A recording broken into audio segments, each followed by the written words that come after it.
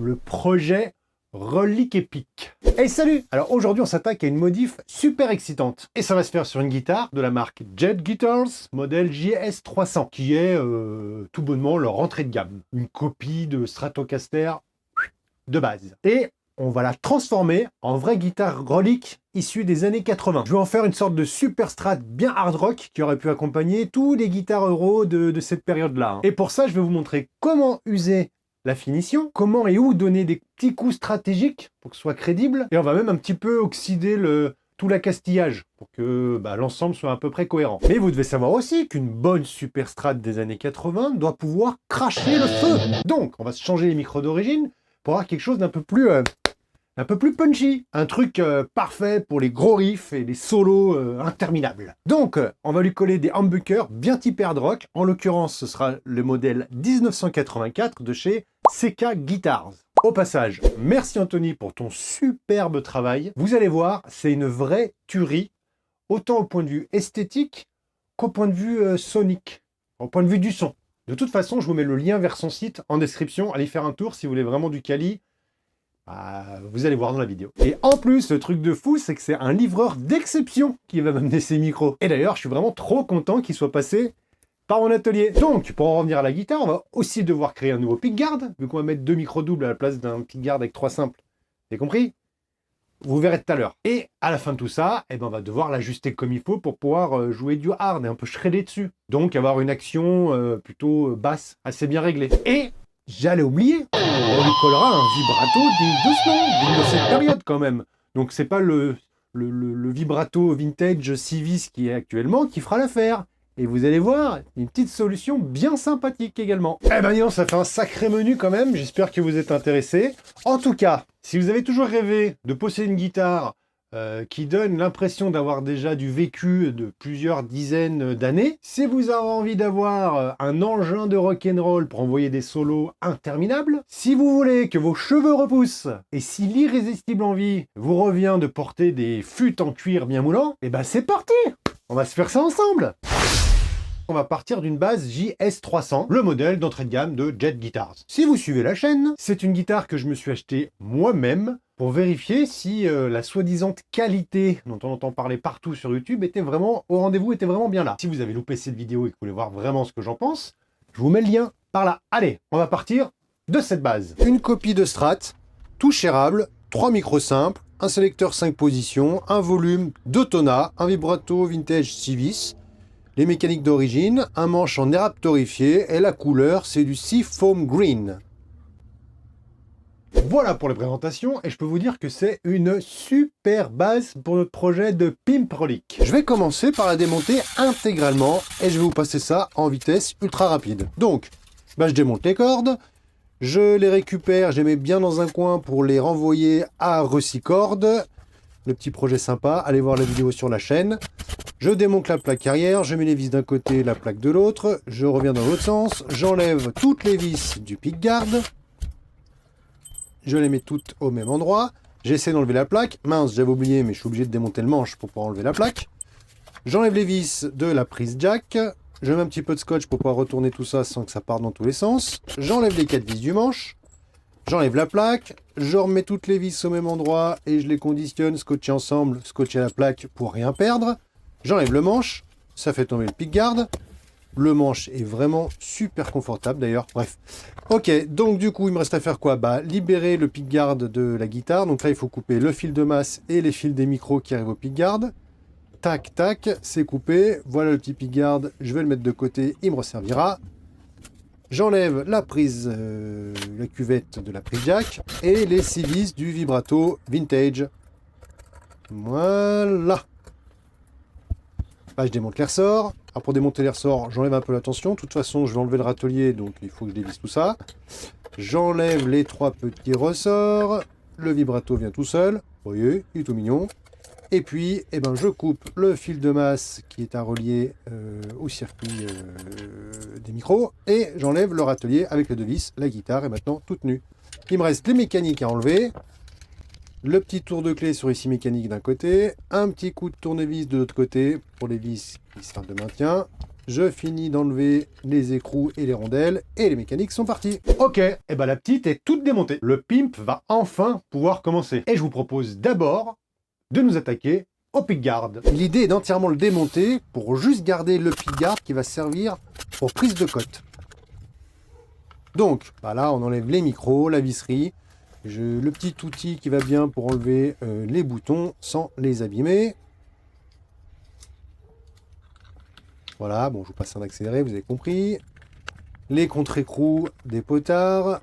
Voilà la plaque vierge de tout accessoire.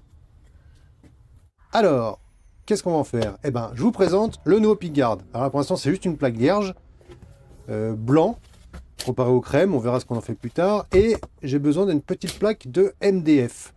Alors, eh ben, je vais faire le tour du pickguard que je vais projeter sur cette plaque en MDF. Commence à me voir venir. Donc là, je prends bien le temps de bien le projeter comme il faut, que ce soit fait propre, le plus proche possible des côtes. En fait, ça va servir de base pour pouvoir réaliser le nouveau pickguard. L'emplacement des trous, du sélecteur, et je reporte quand même les deux micros gravés aigus, parce que je sais que mes humbuckers vont tomber pas très loin de tout ça. Voilà le pickguard dessiné sur la plaque en MDF.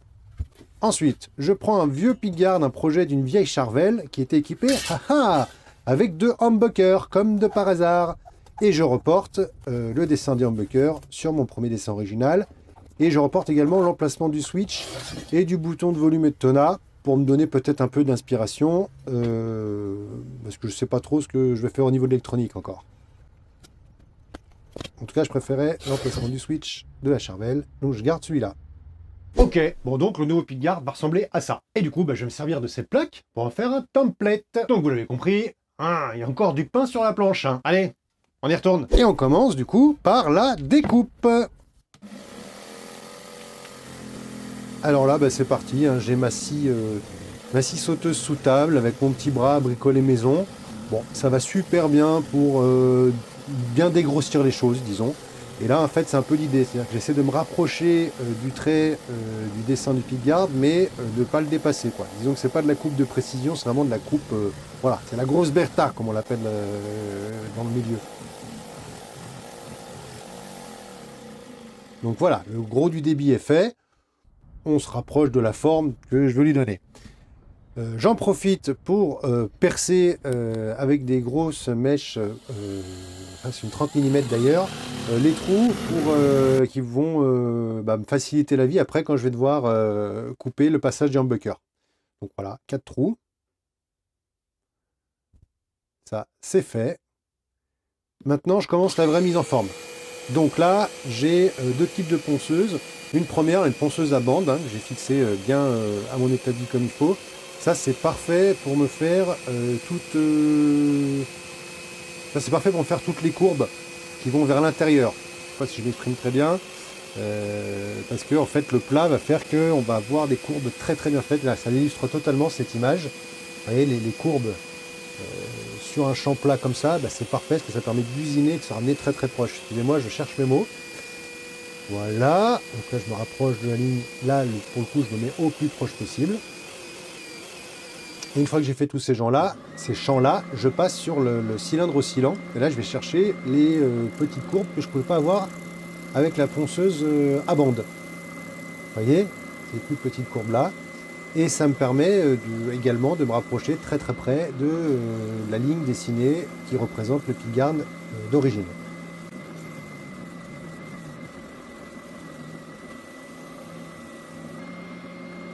Toujours un contrôle au doigt pour voir si on n'a pas laissé de creux ou de bosse, hein, parce que ça va servir quand même pour usiner le pickguard après. Donc s'il y a un défaut, il va être reproduit sur le nouveau pickguard. C'est dommage. Donc on passe un petit peu de temps pour faire un joli usinage, bien propre, bien précis.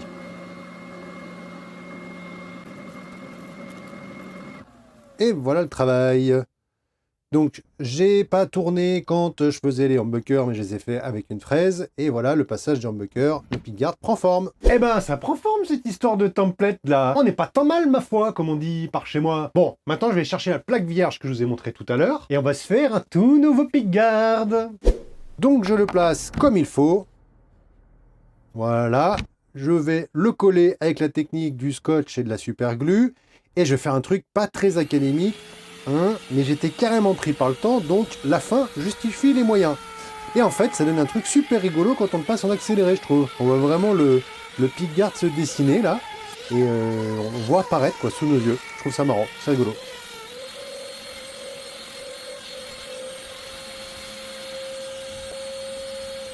Alors, qu'est-ce que ça dit? Et ben voilà, hein, le tour est fait. C'est pas mal, c'est propre. On y retourne avec encore un truc encore moins académique. Là, tenez bien la pièce parce que ça peut partir à tout moment. Et en fait, voilà, je fais les humbuckers, le passage des humbuckers comme ça.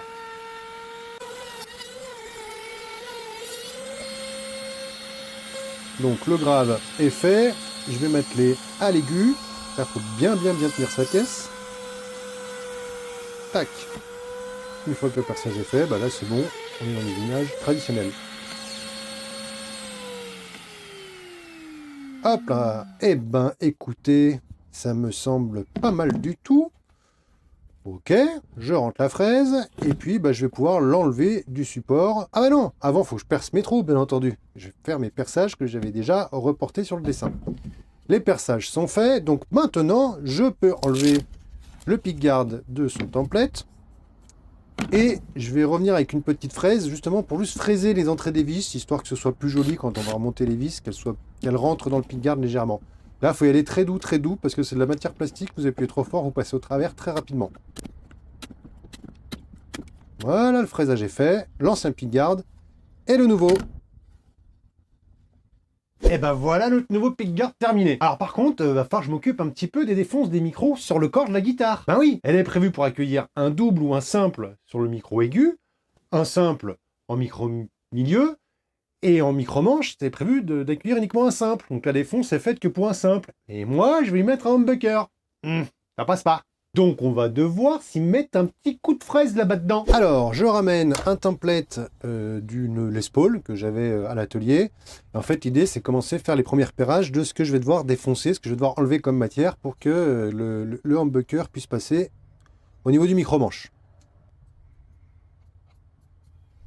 Voilà. Un petit peu de monde à enlever. Alors, retechnique du scotch avec la super glue. Donc on positionne comme il faut des bandes de scotch pour vraiment pouvoir plaquer le pickguard et qu'il soit immobile et qu'il ne bouge plus.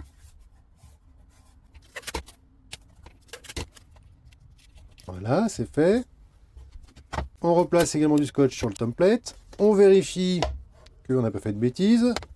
Un petit trait de super glue. Tac. Sur l'autre, je mets un petit coup d'accélérateur. Ça permet à la glue de sécher plus vite. Je le mets en place comme il se doit. Et une petite pression. Boum, c'est bon, c'est pris. Je peux le passer à la fraiseuse. Donc, je pose ma guitare. Je sors mon affleureuse avec ma fraise préférée. Et c'est parti. Je tape dedans et je fais du copeau. Et voilà le travail. Je sais que je vais devoir aller chercher de la matière supplémentaire en dessous. Mais vous avez une idée de l'usinage. Allez, c'est reparti, je continue tout ça.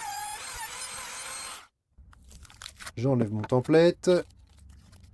Hop, et je décide de reprendre un petit peu mieux l'usinage pour faire un truc un peu plus cohérent avec le micro, l'usinage du micro aigu. Donc en fait, je me suis un peu éloigné de la forme du template pour faire un truc un peu plus différent, un peu plus propre. Enfin, ça me plaisait plus. Eh ben, ça se précise notre histoire. Sentez pas là?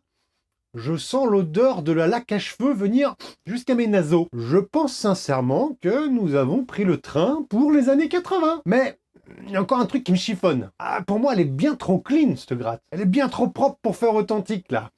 Ça sent le chimique un petit peu. On va devoir s'attaquer à lui faire un petit reliquage des familles, là. À la vieillir un petit peu. Et voilà comment je m'y prends. Alors d'abord, je vais vous montrer le matos que je vais utiliser. Donc, une ponceuse avec un disque en mousse et un disque en grain 180, des petits outils que j'ai achetés chez Bricotruc pour sculpter, une brosse en acier, une lime, pourquoi pas, et là, apparaît pas sur les vidéos, mais vous allez le voir plus tard, de la laine d'acier 000. Donc je commence toujours par aller chercher un petit peu de l'inspiration. Donc là, c'est vraiment ultra hard le relique. J'ai pas envie d'arriver à ça, parce que je trouve que ça fait pas crédible. Enfin, moi, je veux une guitare qui ait du vécu, mais qui soit pas à l'état de trop délabré. J'ai repéré les zones, donc il y a celle-là, le passage du bras, celle-là où il risque d'y avoir des coups de médiateur, celle-là aussi. Et puis en fait, toute la zone du bas, là, on a les passages du jack répétés, puis des impacts qui peuvent arriver. Donc une fois que j'ai repéré les zones que je vais travailler, j'attaque d'abord à la ponceuse qui est équipée d'un pad en mousse. Donc ça ne fait pas des angles en fait, hein. Un pad en mousse, ça permet de pouvoir absorber un peu les contours. J'ai pu enlever la peinture là où je voulais. Et là, je reviens avec l'outil de sculpture. Et en fait, l'idée, c'est de créer quelque chose de moins linéaire. Vous avez vu qu'avec la ponceuse, on a des courbes, c'est très lisse. C'est pas très crédible. Ça peut faire joli, c'est un délire, mais je trouve que ça fait pas crédible. Donc là, je viens rayer la peinture, enlever des morceaux de peinture à des endroits un peu, de manière un peu aléatoire, mais en même temps dans un bordel organisé, histoire d'avoir quelque chose qui soit, qui fasse plus naturel. Ok, là je suis content. Je repasse toujours dans le même esprit de faire plus naturel un coup de brosse en acier pour créer encore d'autres formes d'imperfection avec le temps. Et là, je ramène un peu de paille d'acier, comme je vous disais tout à l'heure, de paille de fer. C'est de la 000, donc c'est un petit peu abrasif, mais vraiment pas trop. Ça, c'est juste pour un peu homogénéiser le tout. Voilà. Bon, ça me semble crédible, ça me plaît bien. Je vais pouvoir passer aux autres parties de la guitare. Donc c'est exactement la même limonade. J'attaque avec le petit outil de sculpture, sans trop forcer. Je veux juste, moi, décoller la peinture. Alors là, je suis sur une guitare en PU, c'est pas du nitro, donc ça se relique pas de la même manière. Et le PU, c'est vrai que c'est quand même assez épais, le vernis, la peinture, le fond dur, donc il y a un peu de matière. Donc faut y aller, mais sans y aller trop fort, sinon vous attaquez le bois. Faut être quand même un peu mesuré, mine de rien. C'est un petit boulot d'attention. Et puis, comme d'hab, la brosse en acier, la paille de fer pour rendre le truc un peu plus crédible. Donc là, la zone que je viens de faire, c'est vraiment la zone qui est censée avoir pris des coups de médiateur un petit peu, vous voyez. Voilà, j'attaque un peu les arêtes. Là, je vais vous faire la sortie de la prise jack. Et en fait, c'est typique quand on branche et qu'on débranche une guitare et qu'on fait des tournées de malade dans les années 80 et qu'on est complètement pris par la bière et la drogue, n'est-ce pas? Eh ben, on a du mal à trouver l'entrée de sa guitare. Donc du coup, on met des coups de jack là le long. Bon, je vous raconte une histoire, mais c'est pour que ce soit crédible en fait ce relique. Il faut chercher des impacts qui soient un peu crédibles, quoi. Alors là, vraiment, la tranche aussi et le dessous, c'est vraiment la partie qui va le plus prendre, à mon sens, avec une sangle qui est mal accrochée ou ce genre de choses. Voilà, j'ai fait à peu près le tour de la face avant. Ce que je fais, c'est que je reviens dessus avec un petit peu de cire à chaussure, cire marron.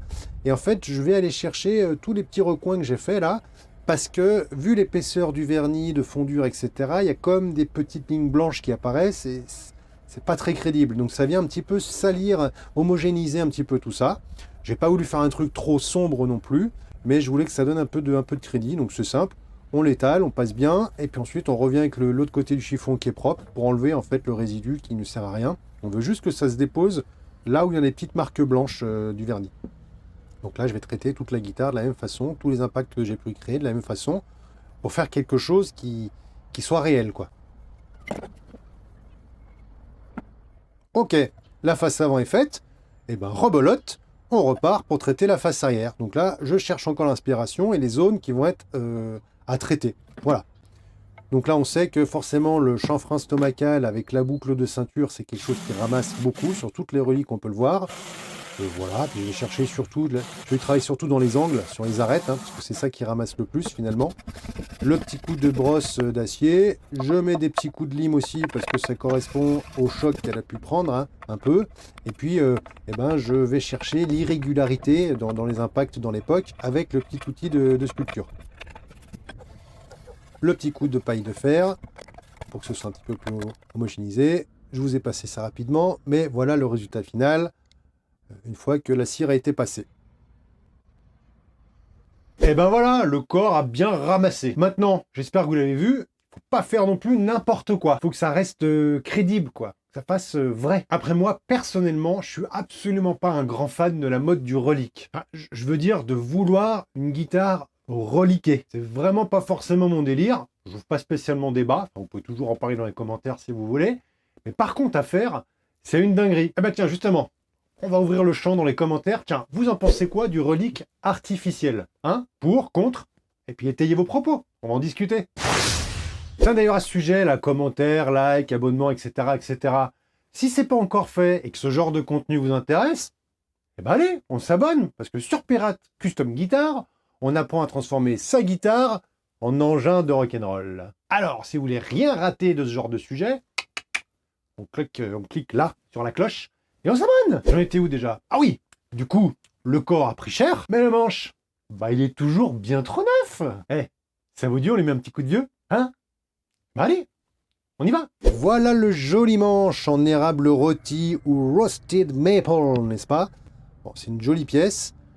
Ça fait un peu mal au cœur, mais quand on fait du relique, on fait du relique, hein, on n'a pas peur. Donc on va déjà lui faire des petits impacts, comme s'il avait été cogné dans un mur, dans un local de répète trop petit. Hein? Connaissez cette situation? Alors moi je l'ai vécu des milliers de fois ça. Donc c'est forcément les arêtes qui vont prendre un petit peu, hein. C'est un peu la même technique, le petit outil de sculpture.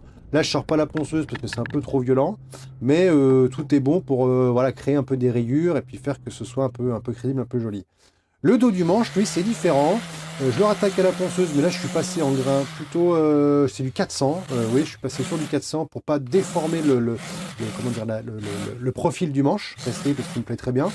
Par contre, je veux reproduire en fait l'usure due au passage d'une paume d'une main répétée, à monter, descendre des gammes, jouer des accords. Donc, que le vernis soit parti et revenu jusqu'au bois.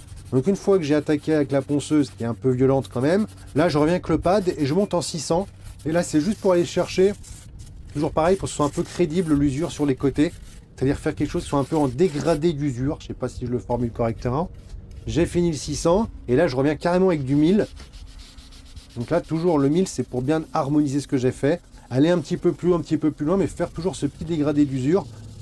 Toujours dans le souci d'être crédible sur cette usure de manche. Bon, là, ça me plaît. J'irai pas plus loin pour l'arrière du manche. En plus, ça le satine un petit peu, ce qui fait que c'est agréable.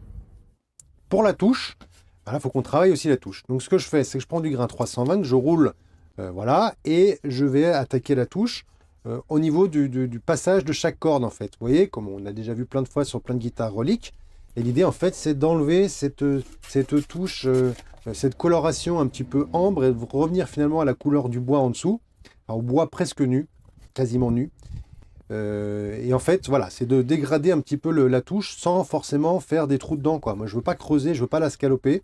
Je veux juste enlever assez de coloration pour créer un effet vieilli. Donc là, je choisis un peu les touches qui m'ont l'air le plus crédibles. Là, en l'occurrence, les 3 en haut de manche parce qu'on fait nos accords. Et puis après, aux alentours du La, parce que la gamme de La mineur, bon, bah, en tout cas, moi, c'est quelque chose que j'ai plutôt beaucoup usé. Et bon, bah, c'est pareil. Là, je trouve que je suis à peu près ce que je voulais, mais ça fait encore un peu trop neuf. Enfin, c'est pas crédible. J'avais vu ça, j'ai voulu tester cette manip. Donc, je sors mon critérium parce que dedans, il y a du graphite. Et le graphite, eh ben, si on l'étale comme ça, mélangé à la sueur, ça représente bien un peu l'usure et la crasse. Et ça rentre bien dans les pores du bois qui est du coup mis à nu, vu qu'on l'a poncé. Donc, bah, je trouve que le résultat est pas mal. Donc, ben, je décide de faire tout le manche comme ça.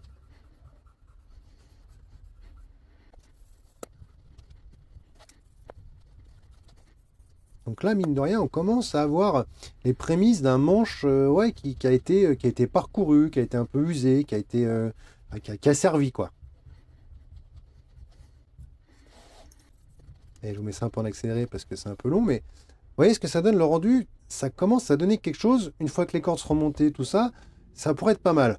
Après, la teinte, je la trouve un petit peu grise quand même, et du coup, bon, je vais essayer autre chose. Et ce que je fais, c'est que je viens avec un café bien serré dans lequel j'ai mis un sachet de thé noir. Donc vous avez compris l'idée, je vais chercher une teinte ambrée bien foncée qui représentera peut-être un peu plus la crasse que ce que je voulais là. Et en fait, je viens l'appliquer avec un petit coton-tige et j'essuie tout de suite au doigt. Voilà, ça semble plus, voilà, c'est plus un manche encrassé, ça me plaît un petit peu plus dans la teinte, c'est un peu plus crédible, je trouve. C'est important, je trouve, que le résultat soit crédible. Pour faire ce genre de job, moi, pour faire du reliquage, je m'inspire toujours d'images que je peux glaner à droite à gauche sur l'internet. Ça, c'était mon premier conseil. Mon deuxième conseil, c'est que, comment dire, trop est souvent l'ennemi du bien. Il faut savoir s'arrêter. Bref, donc le corps est fait, le manche aussi. Va falloir qu'on vieillisse le pickguard maintenant. Eh ben, je vais commencer par enlever le film plastique de protection. Voilà. Je sors 2 petits sopalins pour pouvoir le poser comme il faut. Parce que je vais l'attaquer avec de la paille de fer. Pourquoi? Parce que regardez ce pickguard hyper brillant. Est-ce que vous trouvez ça crédible pour une guitare qui vient faire 35 ans de route là? Non. Donc du coup, on la frotte avec la paille de fer, toujours à 000, et ça c'est vraiment pour casser ce côté brillant, et je passe pas sous les micros. Pourquoi? Parce que les cordes ont protégé le pickguard avec le temps. Donc lui, il n'est pas abîmé sous les cordes et entre les micros. Par contre, j'ai bien cassé la brillance qu'on va trouver sur les bords. Et je ressors ma teinte de cuir, et j'en profite pour aller justement poser un peu de coloration, comme si la guitare s'était chargée entre la fumée de cigarette dans les bars à l'époque, la crasse, la lumière, voilà, ça fait vieillir un petit peu cette couleur. Et c'est toujours pour raconter une histoire, hein. Donc en fait, pas sous les micros, parce que je pars du principe que c'est un peu protégé par les cordes, mais les bords extérieurs du pickguard, je teinte un petit peu et je change, le matifie un petit peu pour que ce soit crédible. Là, ça commence à donner quelque chose de sympa, je trouve, en tout cas sur la coloration, ça me plaît bien. On va rajouter encore, on va simuler les coups de Mediator. Donc là, je sors mon scalpel, mais j'appuie pas du tout, mais je fais vraiment ce mouvement de haut en bas, comme quand on bourrine un petit peu sur son Mediator lors de rythmique effrénée. Et vous voyez, ça donne ces petites rayures qui ajoutent encore un petit peu de crédibilité. Alors il en va de même avec le bouton de volume, hein, qui faisait déjà un petit peu vieux d'origine, mais là je mets toujours un petit peu de teinte pour cuir. Là celle-ci, je l'ai chargée un petit peu en noir, voilà, comme si on avait les doigts bien dégueulasses et qu'on l'a actionné pendant une trentaine d'années. Et je le passe également à un pad en 1000. Donc là c'est vraiment pour un petit peu user les bords, comme si à force de le tourner, voilà, que les arêtes soient moins vives, moins tranchées. Voilà. Bon, il n'y a pas grand chose à faire pour que ce soit crédible. Bon, et ben c'est super, vous avez vu que j'ai bien avancé sur le pimp là. Par contre, il me manque toujours les micros. Donc je les ai commandés, je les attends, ils devraient arriver d'une minute à l'autre. J'espère que le facteur va pas trop tarder. Ah, et ben ça tombe bien, le voilà. Allez-y, entrez, je vous en prie. Je peux rentrer? Mais bien sûr. Mais bonjour. Ah, mais qui voilà? Oh bah écoute. Mais qui voilà? Mais viens donc là. Bonjour. Mais bienvenue. Bonjour. Mais bienvenue. Moi, je fais pas toujours la bise au facteur. Hein. Tu filmes là? Mais oui. Oh pardon, je suis désolé. Déjà, j'ai un facteur d'exception. Hein. Bonjour. Vous connaissez l'excellentissime Matt de la chaîne Matt Guitar Cover. Bonjour à tous. Le zapping du guitariste, etc. On présente plus. Si vous connaissez pas, il fait un tour quand même. Hein. Mais ouais, voilà, je suis bien content de t'avoir parlé. Moi aussi, tu viens de loin en plus. Là, tu viens dans les montagnes. Moi, je suis plus au bord de la mer, tu vois. Bah ouais, je sais, mais parfait. Donc, attends, déjà, merci de me recevoir. Ah bah écoute, c'est un plaisir. C'est immense chez toi, dis donc. T'as vu le... Bah bien sûr. On voit que tu vas atteindre les 20 000 abonnés. Écoute, j'espère. En tout cas, ça plaisante vous pas. savez ce qu'il vous reste à faire si vous n'êtes pas encore abonné. Voilà. Et on se fait un petit challenge. 20 000 abonnés avant la fin de l'année. Allez, pourquoi pas, il n'y a plus qu'à. On tente. Je me suis déjà auto-abonné à moi-même. On va demander aux gens. Qu'est-ce que tu m'amènes? Je t'apporte un petit cadeau. Vas-y, c'est quoi? C'est des micros de chez Seka. Ah, pour ton projet. Micro de chez Seka, regardez en plus ce joli petit design là. Qu'est-ce qu'il y a dedans dans vos boîtes là? Alors, pour la petite histoire, Seka, c'est une boîte qui fabrique, c'est un fabricant de micros, et que j'ai rencontré au salon de Nantes, et qui, pour ceux qui ont suivi ma chaîne, a fabriqué des micros pour ma guitare. Et Saillant, vous allez voir, avec Saillant. C'est une petite tuerie.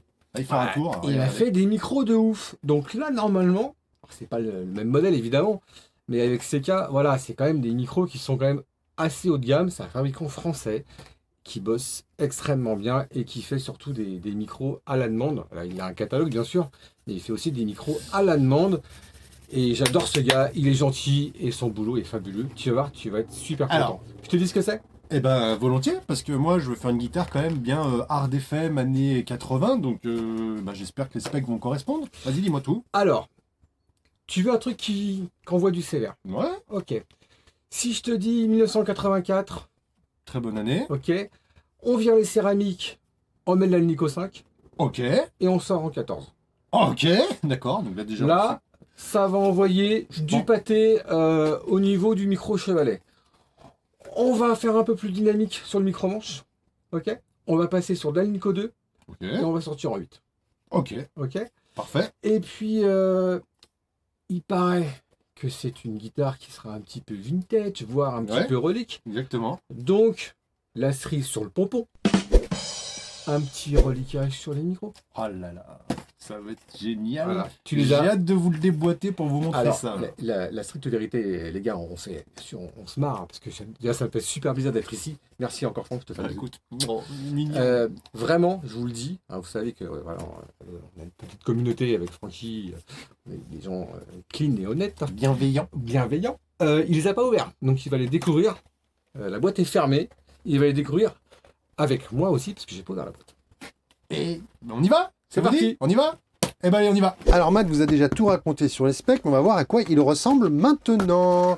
Alors la petite carte avec le petit mot qui fait plaisir. J'ai eu Anthony Hotel suite à mes vidéos sur l'unboxing de la JS400. Il a été super à l'écoute de mon projet de guitare des années 80. Hâte de voir ce qu'il a réussi à faire. Alors déjà, la visserie, c'est totalement dans le thème, quoi. Il m'a fait vraiment une visserie qui fait vieillie, qui est reliquée. Donc là, c'est du détail, hein. Mais en fait, le diable se cache dans les détails. Ça annonce quelque chose de cool. Et regardez-moi ça. Des jolis petits micros Zebra. Rien de mieux pour illustrer les années 80, je trouve. En tout cas, à mon sens, hein. Et voyons voir. Donc voilà, des 84. Hein. Ça, c'est le micro neck, Alnico 5. Et là, on est sur le micro bridge. Voilà, voyons voir, du Zebra. Et regardez ça de plus près. Regardez. Le micro semble tout droit sorti des années 80. Le travail de relique est très mignon. Ça va être super cohérent avec ce que je suis en train de faire. Je suis hyper content de ce que ça rend. Bon, alors, ok. Mais du coup, le reste de la visserie, celle d'origine, là, celle que je vais garder, j'en fais quoi? Je la laisse nickel, comme ça, toute neuve? Bah non, je peux pas. Allez, on s'y attaque tout de suite. Alors, je sors un petit bout de papier. Là, c'est du 400, si je dis pas de bêtises, ou du 320. Et je passe toutes les têtes de vis dessus pour enlever un petit peu le chrome, mais sans trop forcer. Hein, et pareil, c'est sur mon tapis qui est un petit peu moelleux. Donc en fait, je crée des zones un peu d'abrasion. Il faut que ce soit un petit peu irrégulier. Une fois que j'ai fait tout ça, que j'ai traité toutes les vis, je prends un peu de vinaigre blanc d'alcool, hein, que vous trouvez dans n'importe quel supermarché. Et je glisse le récipient dans un récipient un peu plus grand. Ensuite, je vais venir placer toutes mes vis une par une. Moi, ce qui m'intéresse vraiment, c'est que ce soit les têtes de vis qui fassent vieillir. Hein. Le filetage n'a pas à bouger. Donc, voilà. Ensuite, j'ai la plaque des micros. Donc là, je la passe largement à la brosse en acier pour créer un peu des rayures. Vous voyez, ça fasse quelque chose un petit peu d'altéré. Le joli logo Jet. Je la place également dans le petit bol. Et je prends la plaque Jack que je vais aussi passer à la brosse. Mais elle est beaucoup plus dure, beaucoup plus résistante, donc je ne sais pas ce que ça va donner là. Le chrome a l'air beaucoup plus épais sur la plaque. Ensuite, on met tout ça à l'abri de l'air et de la lumière. Je mets un tour de scotch pour que ce soit bien hermétique. Et puis, je le laisse tranquille pendant 2 jours. J'ai laissé ça 2 jours tranquille ou mijoté dans l'atelier. Et 2 jours plus tard, je prends la plaque. Alors, vous voyez, c'est rigolo parce que le logo est totalement oxydé. Voilà, alors la plaque un petit peu, c'est crédible, je trouve que ça passe. L'embase Jack, pas tellement, donc on y reviendra, mais je m'en doutais parce que le chrome est quand même super épais sur ce genre de choses-là, mais on y reviendra. Les vis, alors là c'est quoi? Là c'est les attaches sangles, ça a super bien marché. Vous voyez que les chromes ont bien sauté, ça s'est oxydé, ça fait bien un résultat. Voilà, il est fatigué, il est abîmé, il a passé 30 ans de sa vie à faire de la scène. Ouais, c'est correct. Et après, si je vais chercher la visserie, voyons voir. Alors, ça c'est une vis de manche. C'est pareil, c'est crédible, hein. Elle est plus du tout brillante, elle est oxydée. Il faut voir un peu les autres comme ça, ouais, je vais regarder les autres visseries. Tenez, regardez, il y a différentes stades d'oxydation. Et c'est exactement ce que je cherchais pour faire quelque chose de fin et de crédible. Et là, pour rigoler, si je remonte les vis sur la plaque, ça donne quelque chose de... Ouais, encore une fois, je trouve que c'est crédible. Moi, je suis assez content de moi. Cool. Alors maintenant, il va falloir s'intéresser à celle-là. Donc je me suis dit, je vais simuler le passage répété d'un jack mal enfilé. Donc quoi de mieux pour ça que de prendre mon petit outil de sculpture. Et là c'est parti, on tape un petit peu dedans et on fait des coups de jack qui sont mis de travers. Et ça donne quelque chose également, là on récupère quelque chose de largement crédible. Ok, ça me va. Je vais remettre un petit coup de paille de fer dessus pour enlever un peu de brillance, mais ça va faire quelque chose de bien sympa. Ok, bon, on commence à voir le bout. Alors, pour l'électronique, hein, moi j'ai voulu une config, un routing archi simple, archi épuré, quoi. Alors, c'est un parti pris, c'est un sujet qui divise, je le sais. Mais en tout cas, pour moi, la tona, quand je joue, hein, quand c'est moi qui joue de la guitare, de mes guitares, franchement, je m'en sers pas tellement. Du coup, pas de tona. Il y aura juste un bouton de volume et un switch 3 positions, un peu à la façon Les Paul, quoi. Pas le switch façon Strat hein, qui glisse, là, qui coulisse de manière longitudinale, latérale, mais le switch, vous avez compris, quoi. Hein. Simple, direct, efficace. La solution offensive. L'avantage, c'est que les micros que me fournit Anthony, de chez CK Guitars, sont splittables. Donc si dans le futur, j'ai envie de rajouter des switches ou un peu de la tona ou plein de trucs, n'importe quelle gourmandise, bah je peux faire ce que je veux. Hein. Gourmandise, je sors ça d'où, moi? J'ai dit gourmandise. N'importe quoi. Bref, allez, il est venu le temps du remontage. Ah mais qu'est-ce qui se passe là? Oui, mais une vraie guitare de Shredder des années 80 n'a aucune raison d'exister si elle n'est pas équipée d'un vrai vibrato flottant. À mon sens. Hein. Donc on va vite faire sauter le vintage à 6 vis à papa pour y mettre un truc un peu plus velu, quoi. De la testostérone. Allez, on voit ça tout de suite. Allez, ben maintenant on va remonter la guitare avant de pouvoir poser le vibrato. Donc j'enclenche le manche dans son neck pocket, je sors la plaque, je mets la guitare bien debout pour être sûr qu'elle glisse bien tout au fond de son neck pocket, je resserre les vis, et là ça commence à prendre forme, donc j'ai un petit sourire, là je suis bien content de ce que ça va donner. Je peux finir de mettre les vis du pickguard. Ok, c'est fait. Le petit coup de pinceau, mais bon, de toute façon, on veut que la guitare fasse un peu dégueu, donc voilà. J'ai remonté les mécaniques jet parce que j'en attendais d'autres qui ne sont pas arrivés, donc ça fera l'objet d'un test peut-être. Et je vais vous montrer, dessus, je vais monter le fameux vibrato, le Vegatrem, donc que j'ai déjà eu l'occasion de découvrir un peu plus tôt parce que je l'ai monté sur la guitare de Charlie. Coucou à lui d'ailleurs, j'ai vu qu'il s'en sert sur sa PRS et qu'il a fait début de vidéo et qu'il a joué avec des grands monsieur de la guitare, donc bah, bravo.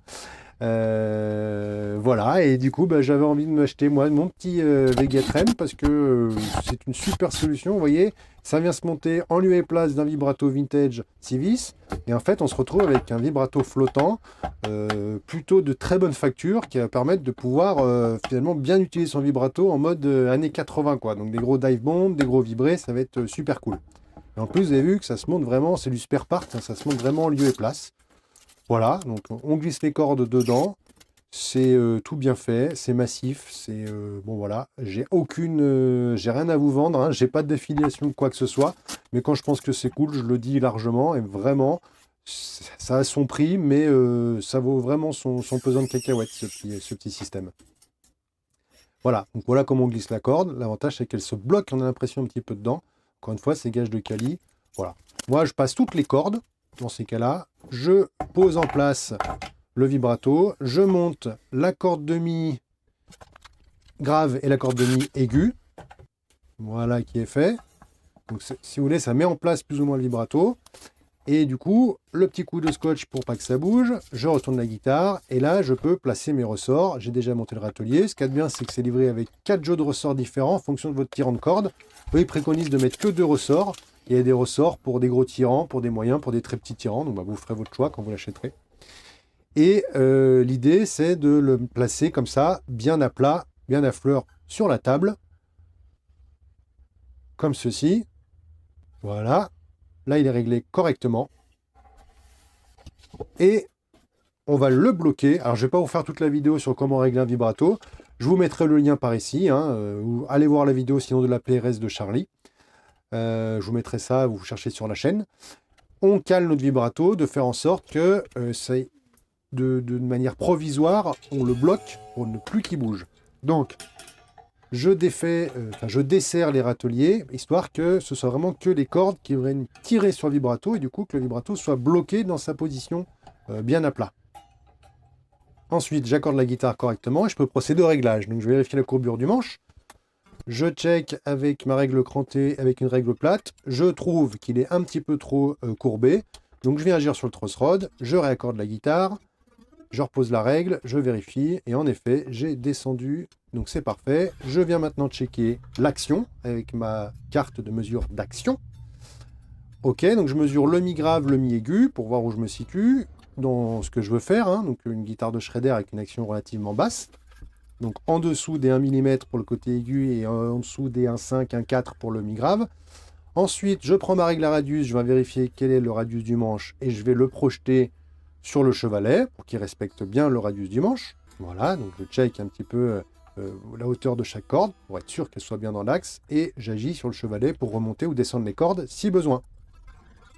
Tac, tac, tac. Ensuite, je vais faire un test en position de jeu pour vérifier que mes réglages sont corrects et que ça ne frise pas. Une fois que c'est fait, je branche la guitare à un accordeur et je vais pouvoir enlever le jeu de cartes, comme ceci. Donc il repart en arrière, vu que j'ai détendu les ressorts, mais la guitare est accordée de manière relative. Du coup, je resserre petit à petit les ressorts et je retrouve mon accordage initial. Tout va bien. Ensuite vient le temps du réglage de l'intonation, pour être sûr que ma guitare soit bien juste, même quand je joue dans les aigus. Et ben voilà. Donc, juste pour bien se mettre les pendules à l'heure, je vous rappelle qu'on est passé de ça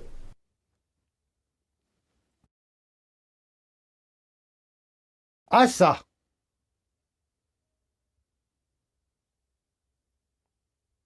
Cette guitare d'origine était déjà super agréable à jouer, franchement, mais elle manquait un petit peu de mojo. Avec l'équipement qu'elle a reçu, c'est clairement devenu un engin de rock'n'roll à mon sens. Pour moi, il manque plus que des bonnes mécaniques. L'avantage, c'est que déjà, on va voir si celles d'origine tiennent le change face à des gros dive bond et des gros vibrés. Du coup, ça fera peut-être l'objet d'une future vidéo pour tester des mécaniques un peu bas de gamme et des belles mécaniques. Voir si vraiment il y a une réelle différence et si le prix en vaut la chandelle. Tiens, dites-le moi si ça vous intéresse ce genre de sujet. Là, je vous le fais en live, mais peut-être ça peut être un truc cool à faire. Tout de suite après, je vais vous montrer un petit peu un test de jeu avec mon niveau de shredder des années 80. Tout est relatif. En tout cas, je vais essayer de faire quelque chose. Dans tous les cas, je vous remercie 1000 fois de m'avoir suivi jusqu'ici. Je vous remettrai dans la description tous les liens utiles, le lien vers CK, vers la chaîne de maths, vers ma boutique avec tous les outils que j'utilise dans les vidéos. Ils sont juste là. Moi, je vous laisse en musique. C'est tout pour moi. Et je vous dis à très bientôt les moussaillons.